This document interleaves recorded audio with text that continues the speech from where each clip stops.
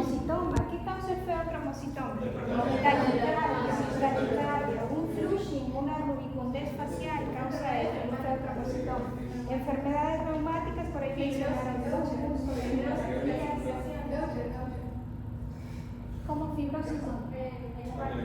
En las válvulas, ya, ok, muy bien. ¿Qué más? Amiloidosis, ¿qué más? Miocarditis vírica, ya, ok. Anda con buscadita esa enfermedad. ¿Qué más? ¿Cómo? ¿Síndrome de cuál? ¿Cuál?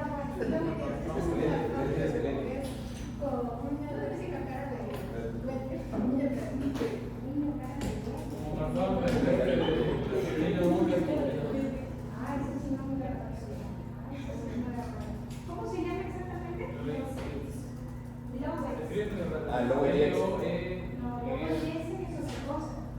Lo AIDS.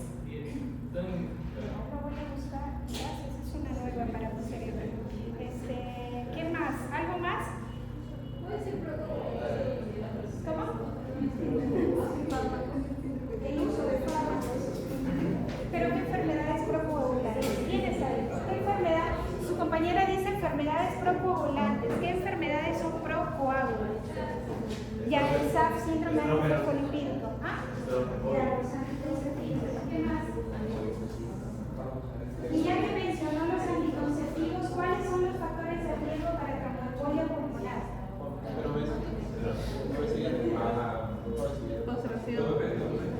Ya, que haya tenido trombosis venosa profunda. 1. ¿Cirugías previas en cuánto tiempo? 2 semanas. 2 meses.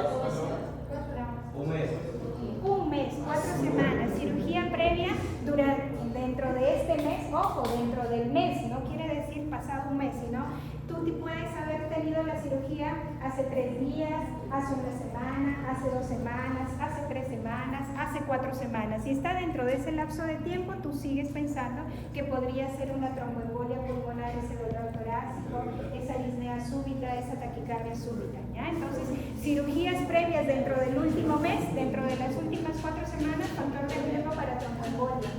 ¿Inmovilización de cuántos días? ¿Inmovilización de cuántos días? Es decir, mi abuelo se cayó ayer y está encamado, doctora, lleva 1 semana. ¿Tendrá riesgo de tromboembolia por estar encamado? 2 semanas. ¿Cuántos días para que yo tenga riesgo?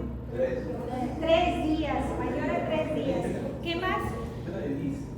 ¿Qué más? ¿Qué otros factores de riesgo para tromboembolia pulmonar? Eso yo lo tengo que tener acá porque es parte de la escala de Wells y la escala de Ginebra de tromboembolia pulmonar y son preguntados en el examen de internado y de residentado médico.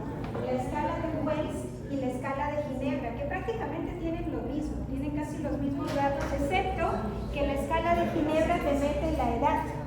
¿Cuánto es la edad para que yo presuma que mi paciente puede tener tromboembolia pulmonar? ¿En quiénes yo tengo el riesgo de que tengan tromboembolia pulmonar por edad? Más de 65 años. Ok.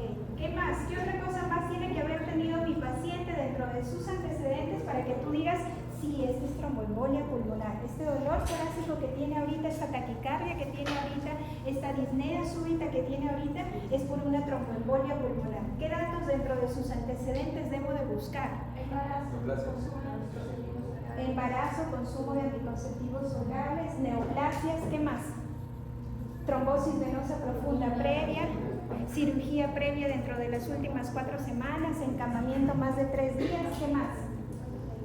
¿Cómo? Factor de Leiden, ok, no está dentro de la clasificación de Wells ni de Ginebra, pero sí es procoagulante. ¿Qué más? ¿Qué más está dentro de Wells y Ginebra? Les falta ahí una. Hemoptisis. La hemoptisis, que podría ir asociado a una neoplasia, eso te genera riesgo para tromboembolia pulmonar. Los ACVs, el que haya tenido un ACV, te puede hacer sospechar que lo que tenga ahora será una tromboembolia, sí, porque el ACV puede haber ocurrido por un efecto cardioembólico o anterotrombótico, ¿ya? Ok, entonces si repasamos cuáles son los factores de riesgo para una tromboembolia pulmonar: edad mayor a 65 años, pacientes que hayan tenido trombosis venosa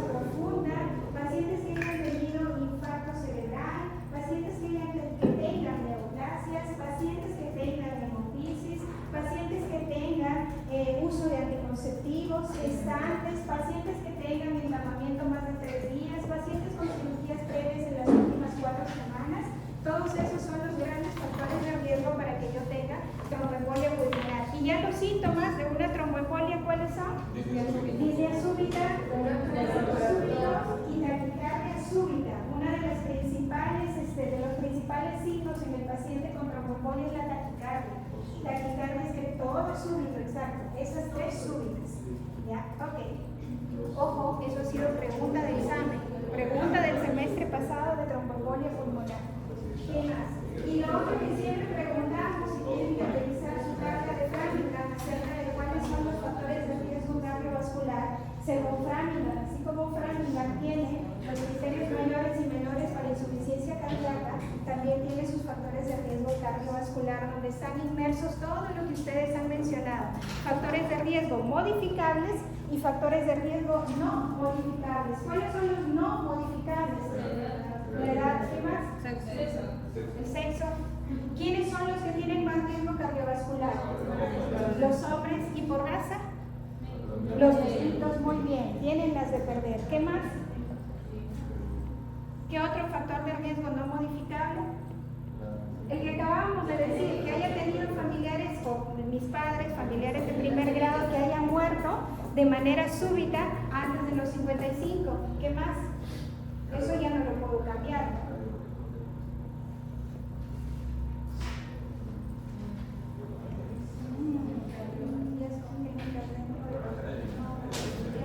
La genética, eso ya no lo puedo modificar. Ya, ok. Ahora sí, les dije que aprendan el ciclo cardíaco. Sí. Ahora sí vamos. Nodo para acá. Nodo para acá. Nodo sinusal. Nodo aurículo ventricular.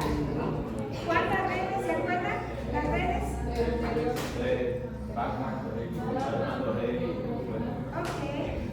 Luego de aquí de esto, aunque esto pude haberlo hecho un poco más para acá.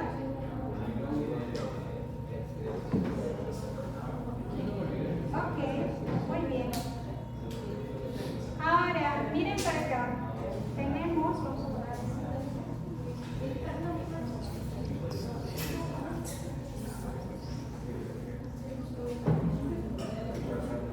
¿qué cosa es el ciclo cardíaco?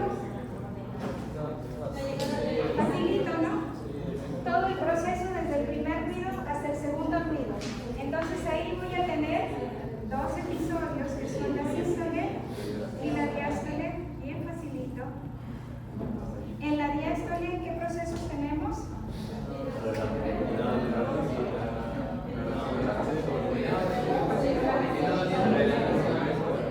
Ya me voy a escuchar lo que dice la mayoría. A ver, llenado, pasivo, llenado activo,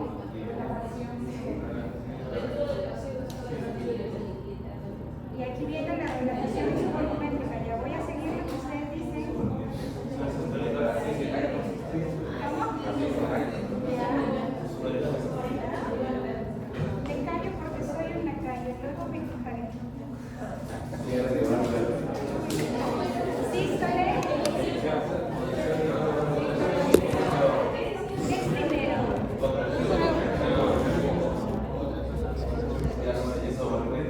No me digas que es indígena. Que primero la inyección es.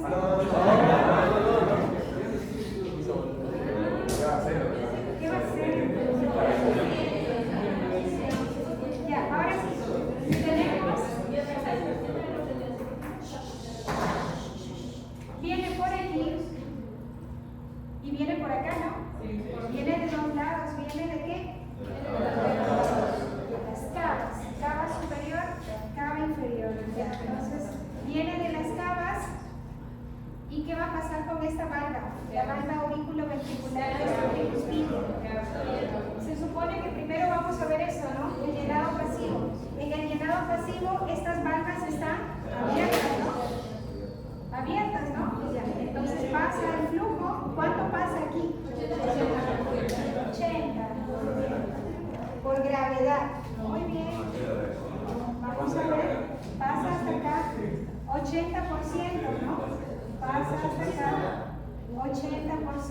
Uy, me olvidé de dibujar acá 4. 1, 2, 3, 4. ¿No? ¿Qué son esas 4 que he dibujado acá?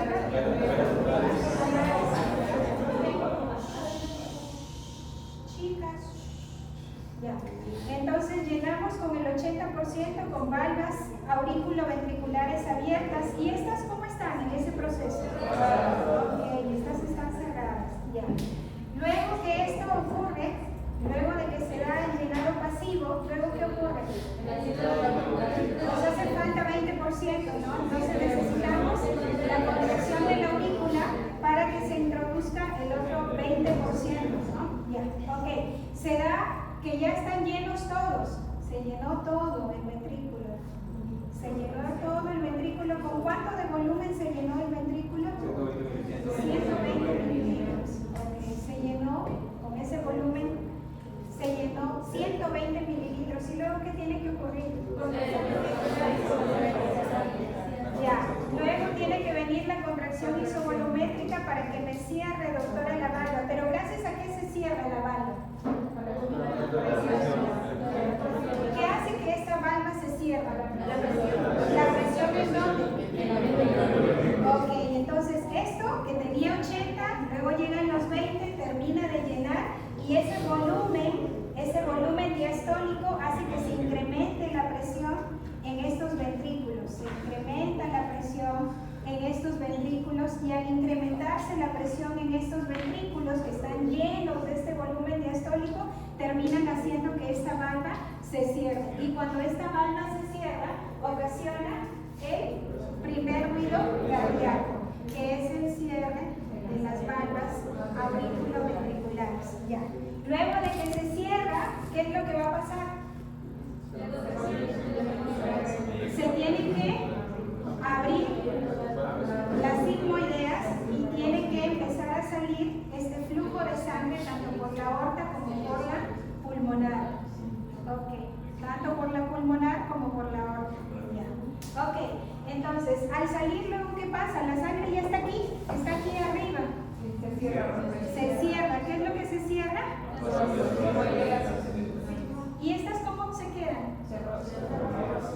En la eyección, cuando yo eyecto por la aorta y eyecto por la pulmonar, estas se abren y estas auriculoventriculares siguen cerradas. Ya, siguen cerradas. Luego la sangre ya está aquí y ¿qué debe de ocurrir? Lo mismo que pasó con el ventrículo, están llenas de sangre, entonces por el aumento de la presión, estas valvas de acá se tienen que cerrar. Entonces luego viene que esta se cierra. ¿Y en qué sector se cierra? En la relajación isovolumétrica que ocurre en el segundo ruido por el cierre de las valvas sigmoideas. Sigmoideas. Ya. Ok, ahora sí. Entonces ahora nos falta otra cosa, nos falta el tercer ruido y cuarto ruido. ¿Cómo explicamos el tercer ruido? No, antes del tercer y cuarto ruido. ¿Cuál se cierra primero? Cuando yo tengo el primer ruido, porque eso es para entender los desdoblamientos. Yo tengo el primer ruido. En el primer ruido, que significa que es el cierre de la válvula mitral y de la tricuspidia. ¿Cuál se cierra primero? ¿Las dos se cierran igual? La mitral se cierra primero. Muy bien. Y en el segundo ruido, ¿cuál se cierra primero? ¿La aorta o la pulmonar? ¿Cuál se cierra primero? La aorta. La aorta, ¿no? ¿Qué dicen? Ninguna. Ninguna de las anteriores. O sea, no se cierra ninguna. Vuelvo a preguntar, en el segundo ruido, ¿cuál se cierra primero? ¿Corazón izquierdo o corazón derecho? Corazón izquierdo se cierra siempre primero. Corazón izquierdo. ¿Ya? Entonces se cierra la aorta. Ahora sí. Y en la inspiración, ¿qué alteración se da en el primer ruido? ¿Qué alteración se da en el segundo ruido? ¿Pasará algo cuando nosotros inspiramos? El segundo ruido se desdobla. ¿No? ¿Qué quiere decir que se desdobla? Exacto. O sea, normalmente cuando yo tengo mi primer ruido y mi segundo ruido, yo no debería poder evidenciar cuál se cierra primero. O sea, al escuchar, yo no debería poder diferenciar si se cerró la mitral o si se cerró la tricuspidia. Las dos las debo escuchar escuchar al unísono. Pero hay algunos episodios como la inspiración, algunos episodios de inspiración que, por ejemplo, cuando estamos en el segundo ruido, en el cierre de las válvulas sigmoideas aórtica y pulmonar, yo sí evidencio que cada una se cierra por separado, es decir, evidencio que se cierra primero la aorta y que luego se cierra la pulmonar. A eso, al hecho de que tú puedas escuchar que se cierra primero una y luego se cierra la otra, a eso le llamamos desdoblamiento. Normalmente no debería ocurrir.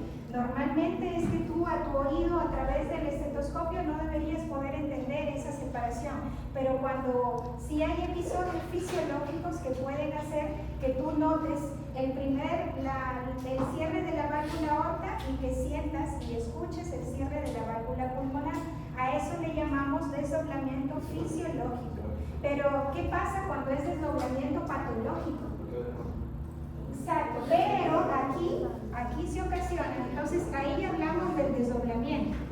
Hay un desdoblamiento fisiológico, ¿y en qué momento, doctora? En la inspiración, ¿no? En la inspiración. Pero acá también tenemos un desdoblamiento patológico. Y tenemos uno que es fijo y uno que es paradójico, ¿no? Tenemos uno que es fijo y otro que es paradójico. ¿Y eso qué significa, doctora? Ahí ya me mareó ya. ¿Qué significa el fijo y qué significa el paradójico? Que siempre... Fijo, que persistente, ¿no? Que siempre, en cada momento, en cada latido de este segundo ruido, tú lo vas a escuchar de manera persistente esa separación. ¿Y qué patologías te dan el fijo y qué patologías te dan el paradójico? Bloqueo rama derecha. ¿Cuál? ¿El fijo o el paradójico? El fijo es bloqueo de ¿y el paradójico? ¿Seguros? Comunicación. Porque sí es cierto, uno es una rama y el otro es otra rama, pero ¿cuál es el derecho? ¿Cuál es el izquierdo? Sí es cierto, tiene razón, quiero. Y la comunicación porque también es sincronización. ¿Cuál? La comunicación También, y acá también hay más, no es solamente el bloqueo de rama izquierda, solo que lo que tienes que entender es que todo lo que implique compromiso del corazón izquierdo va a ser paradójico, lo que implique compromiso del corazón derecho va a ser el fijo. O sea, no es solamente que el bloqueo de rama derecha es la única causa de un desdoblamiento fijo, no. Si yo tengo crecimiento de la arteria pulmonar, si tengo una alteración en el corazón derecho, yo puedo tener un desdoblamiento patológico de tipo fijo. ¿Me entienden o no me entienden? ¿No me siguen? ¿Sí? Si no me siguen, díganme para repetir, porque lo que necesito es que entiendan, porque esto del desdoblamiento paradójico ha sido pregunta de examen. Pregunta de examen. Ahora, ¿por qué es paradójico? Porque hemos dicho del fijo, pero ¿y del paradójico? ¿Por qué es paradójico? Paradojal es algo dudoso, es algo confuso, es algo que se invierte a veces.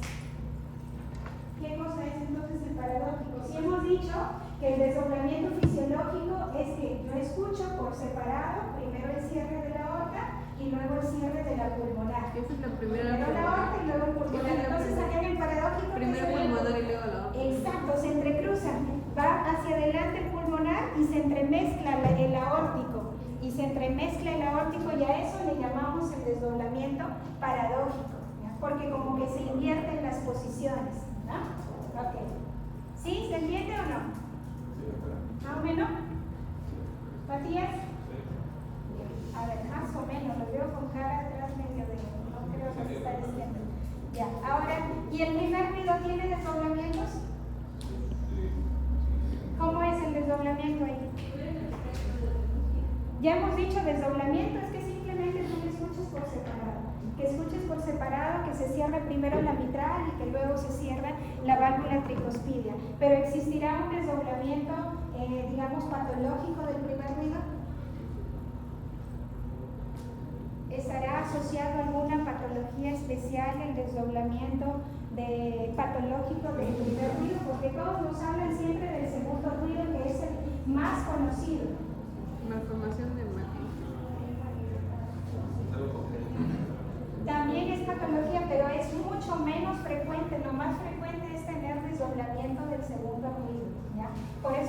las preguntas apuntan hacia los desdoblamientos del segundo ruido cardíaco. Ahora, nos hacen falta el tercer ruido y el cuarto ruido cardíaco. El tercer ruido, que lo vamos a tener acá, en el llenado pasivo, y el cuarto ruido que lo vamos a tener acá en el llenado activo. Este que también le llaman, ¿cómo le llaman? Galope ventricular, ¿no? Y a este, ¿cómo le llaman? Galope auricular, ¿no? O la patada auricular, la famosa patada auricular. Ahora, aquí, ¿cómo lo vemos? ¿Cómo nos imaginamos al tercer ruido? Si dice que se ocasiona en el llenado pasivo, se ocasiona en el llenado pasivo, es decir, cuando pasa el 80% del volumen de sangre pasa desde la aurícula hacia el ventrículo, entonces, ¿qué significará que aparezca ahí el tercer ruido si se supone que ahí no debió aparecer nada? Se dilata el ventrículo, dice su compañera, ¿ok? Entonces quiere decir que este ventrículo está medio rechoncho. Hay una sobrecarga de volumen, ¿ya? Ya, pero ¿y eso qué significa? ¿Cómo? Hay más retorno venoso. ¿Cómo? Aumento, pero el aumento del gasto cardíaco es lo que se va a salir por la hora. Sí entiendo lo de retorno venoso, ¿no? O sea, a ver, en la sobrecarga de cómo yo entiendo lo que ha dicho Cristian de sobrecarga de volumen, se supone que llenado pasivo es todo el volumen de sangre que va a venir por las dos venas cavas y que va a terminar pasando a mi ventrículo el 80%. Pero ¿qué significa que ocurre ahí un tercer ruido? Significa que hubo mayor volumen aquí y que pasó de manera rápida, agresiva hacia el ventrículo y terminó golpeando esta pared delgadita del ventrículo. Entonces es como si tú chorrearas agua sobre una sábana o sobre un plástico, y ese sonido de chorrear el agua sobre un plástico, que es una pared pues delgada, que parece que se va a mover como si fuese una cortina, ocasiona que suene un tercer ruido como si fuese un pum de golpe sobre una cortina, como si tú movieras una cortina. ¿Eso qué quiere decir? Que yo tendría que tener un ventrículo dilatado, pero con una pared delgadita, ¿no? Diferente a tener un ventrículo engrosado, ¿no?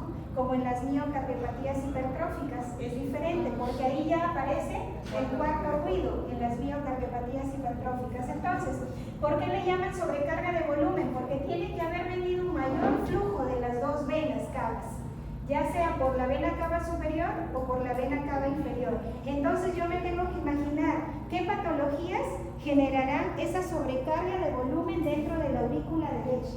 ¿Qué patologías harán que tú tengas mayor retorno venoso? Embarazo, muy bien, embarazo. ¿Qué más? Anemia, muy bien. ¿Qué más? ¿Cómo? Atléticos, muy bien. ¿Qué más? Niños, los niños que son más hiperkinéticos, su flujo. ¿Qué más? Ahí estamos en patológico, pero bien, vamos a... Espérame por acá. Tercer ruido, vamos a sacar una flechita aquí, tenemos dos cosas. Y el tercer ruido puede ser fisiológico y puede ser patológico. El fisiológico, niños, me han dicho atletas, me han dicho, ¿qué más me han dicho? Embarazo, ¿qué más me han dicho? Pero eso ya no es, eso es patológico. Anemia, ¿qué más? Atletas me dijeron, niños, embarazo, jóvenes menores de 40 años. Y en lo patológico, ¿qué patologías hacen que tengas un mayor flujo, mayor volumen y que sea rápido? Porque ojo, no es solamente es que tengas mucho volumen de sangre, sino es que circule rápido, a gran velocidad. Hipertiroidismo. Muy bien. Insuficiencia cardíaca. ¿Y solamente la insuficiencia cardíaca o habrán otros tipos de insuficiencia que se puedan dar? ¿Ah? ¿Por qué te retraes? Estaba bien. Solamente la insuficiencia cardíaca te ocasiona tercer ruido patológico? Renal. ¿Qué renal? ¿Qué renal? Crónico. Ah, insuficiencia renal crónica, ¿ya? ¿Las valvulopatías? ¿Alguna valvulopatía? Insuficiencia. ¿Qué tipo de insuficiencia? Mitral. Mitral y también tricuspidio, ojo, porque tiene que ver las valvas que están involucradas en el llenado pasivo. ¿Quiénes son las valvas que están involucradas en el llenado pasivo? La mitral y la tricuspidio. Pero ahí había una sobrecarga. Ah, sobrecarga de volumen. Claro. Claro, porque se regresa el chorro de sangre. Cuando tú tienes una valva insuficiente, la valva cae, ¿verdad? Permanece abierta. Queda abierta, no se cierra. Y cuando este corazón derecho va a inyectar a la arteria pulmonar, ¿qué pasa? No solamente inyecta para acá, como esta está abierta, queda abierta, se va un poco de sangre hacia acá. Y eso hace que tenga mayor volumen. Si aquí habían 100 mililitros, se regresan 20, ya no son 100, sino son 120. 120 van a caer bruscamente hacia el corazón derecho, hacia el ventrículo derecho. Y ahí se va a ocasionar tu tercer ruido. ¿Ok? Entonces, estenosis pulmonar. En la estenosis pulmonar, ¿cómo jugaría? Si esta valva aquí estaba insuficiente, pero si tú me hablas que eso sería una estenosis, la valva tendría un agujerito chiquitito nada más por donde pase la sangre. No, la pulmonar no. Y eso se puede decir. ¿Cómo? Ah, de la pulmonar, exacto. Muy bien, ok, está bien, porque si no, no jugaría el término de la. Muy bien, ok, ¿ya ven? Entendiendo por qué se va a originar el ruido, ya ustedes pueden sacar todas las patologías. Para que me salga el tercer ruido, yo necesito sobrecarga de volumen aquí. Entonces, ¿qué cosa me va a ocasionar sobrecarga de volumen aquí? Una valva insuficiente aquí abajo que haga que toda la sangre del ventrículo derecho se suba hacia la aurícula derecha cuando está haciendo la eyección. Entonces me da más volumen aquí, por lo tanto va a caer con mayor fuerza en el siguiente latido. ¿Qué más? Cuando yo tengo patologías que me traigan flujo a gran velocidad y con gran volumen. ¿Qué patologías? Cuando estoy anémico, cuando soy hipertiroideo, cuando, ¿qué más? Cuando estoy insuficiente, con insuficiencia cardíaca, cuando, a ver, ¿qué más? ¿Qué otra patología me trae flujo hiperdinámico? Cuando tengo feocromocitoma, es otra. ¿Qué más? ¿Cuál? Cuando tengo hipertensión pulmonar. A ver, hagamos el juego. Si acá tengo hipertensión pulmonar, hay mayor tensión, entonces este corazón va a poder enviar una buena cantidad de sangre ahí. No, entonces va a tender a regresar la presión y el flujo. Muy bien, ok, siempre, está bien, porque yo necesito tener mayor sobrecarga de volumen. Ahora, hagamos el mismo juego para el cuarto ruido. ¿Qué significa el cuarto ruido? Significa que se contrae la aurícula para poder meter la sangre de la aurícula al ventrículo, ¿verdad? Sea en corazón derecho o sea en corazón izquierdo. Entonces, ¿cómo saldría ese cuarto ruido? ¿De qué sale? Sale de la siguiente manera. Ya aquí yo ya no tengo sobrecarga de volumen, sino aquí yo tengo sobrecarga de presión. Aquí yo ya tengo sobrecarga de presión. Este corazón se engruesa.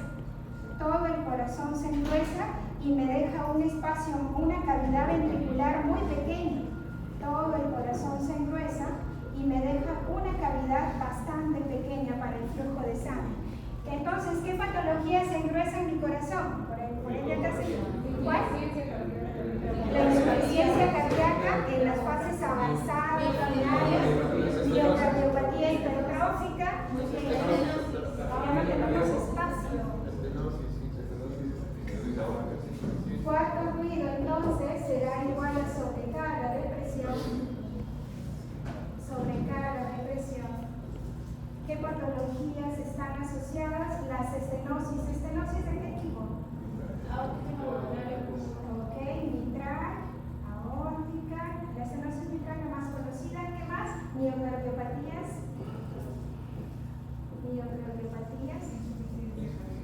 Insuficiencia cardíaca avanzada crónica. ¿Cuál? ¿Valvular valvular? También podría ser.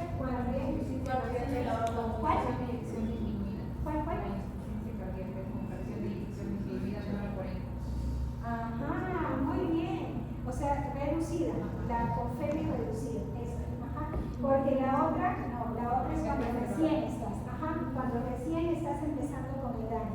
Y eso es cuando ya está avanzado edad, ¿verdad? Y habíamos dicho que tercer ruido era todo lo demás, ¿no? Sobrecarga de volumen. Ojo que eso también ha sido pregunta de examen. Diferencias entre tercer ruido, cuarto ruido, también hemos puesto. Insuficiencias.